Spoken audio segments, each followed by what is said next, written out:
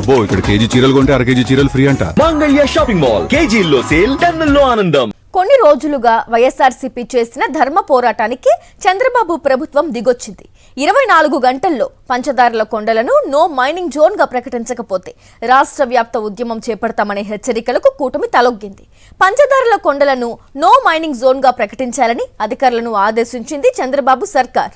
పంచదారల సంరక్షణకు చర్యలు చేపట్టాలని సూచించింది. నిబంధనలకు విరుద్ధంగా అక్రమ మైనింగ్ జరిపిన సంస్థలపై కఠిన చర్యలు తీసుకోవాలని ఆదేశించింది.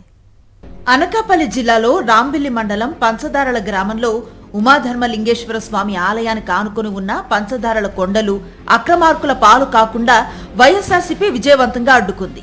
ప్రకృతిని నాశనం చేస్తూ అక్రమ మైనింగ్ జరిపిన సంస్థలను సక్సెస్ఫుల్ గా నిలువరించింది. గోరంత అనుమతి తీసుకుని కొండంత మైనింగ్ చేపట్టిన అక్రమార్కుల బాగోతాల్ని ప్రభుత్వం కళ్లకు కట్టినట్లు చూపించింది. చివరకు వైఎస్ఆర్సీపీ చేసిన ధర్మ పోరాటానికి కూటమి కదిలొచ్చింది. కొండల్ని సైతం అనకొండల్లా మింగేస్తున్న కంపెనీలకు చెక్ పెడుతూ నో మైనింగ్ జోన్ గా ప్రకటించాలని అధికారులను ఆదేశించింది చంద్రబాబు సర్కార్. పంచదార కొండలను 24 గంటల్లో నో మైనింగ్ జోన్ గా ప్రకటించాలని అనకాపల్లి వైఎస్ఆర్సీపీ కార్యాలయం నుంచి భారీ ర్యాలీ నిర్వహించాయి పార్టీ శ్రేణులు. ఈ ధర్మ పోరాటానికి చుట్టుపక్కల 26 గ్రామాల ప్రజల నుంచి ఊహించిన దానికంటే విపరీతమైన మద్దతు వచ్చింది. సీఎం రమేష్, ఎమ్మెల్యే సుందరపు విజయ్ కుమార్ నిర్వహిస్తున్న అక్రమ మైనింగ్ ప్రాంతాన్ని వైఎస్ఆర్సీపీ నాయకులు పర్యటించారు. అంతకంటే ముందు ఉమాధర్మలింగేశ్వర స్వామి దేవాలయాన్ని సందర్శించారు. కూటమి నేతలు చేస్తున్న అక్రమ మైనింగ్ ను కళ్లకు కట్టేలా బయటపెట్టారు.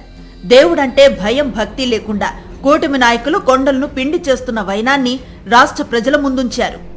ఇప్పుడు నిన్నేం చెప్తున్నారు? వైఎస్ఆర్ పార్టీ డిమాండ్ అని కాదు, కానీ మేము ఆలోచిస్తున్నామంట. మీరు ఆలోచించినప్పుడు ఎందుకు ఇచ్చారు పర్మిషన్లు? ఇవాళ అక్కడ అక్రమ మైనింగ్ జరిగిందని అందరూ ఒప్పుకుంటున్నారు, కలెక్టర్తో సహా. ఎవరి మీద యాక్షన్ తీసుకుంటున్నారు, ఎవరి మీద క్రిమినల్ చర్యలు తీసుకుంటున్నారని అడుగుతున్నాం.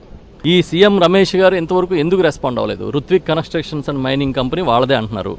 ఇంకో లక్ష్మీ నరసింహ మినరల్స్ అనే కంపెనీ కూడా ఆయన పిఏ పేరును ఉందంటున్నారు. అక్రమ మైనింగ్ పై వైఎస్ఆర్సీపీ పోరాటానికి ఎట్టకేలకు ప్రభుత్వం దిగొచ్చింది. పంచదారల కొండలను నో మైనింగ్ జోన్ గా ప్రకటించాలని అధికారులను ఆదేశించింది. పరిమితికి మించి అక్రమ మైనింగ్ చేపట్టిన సంస్థలపై కఠిన చర్యలు తీసుకోవాలని, అదేవిధంగా పంచదారల సంరక్షణకు చర్యలు చేపట్టాలని సూచించింది. అయితే ప్రభుత్వ పెద్దల మౌఖిక ఆదేశాలు నమ్మేది లేదంటున్నారు వైఎస్ఆర్సీపీ నేతలు. తక్షణమే జీవో ఇవ్వాలని డిమాండ్ చేస్తున్నారు.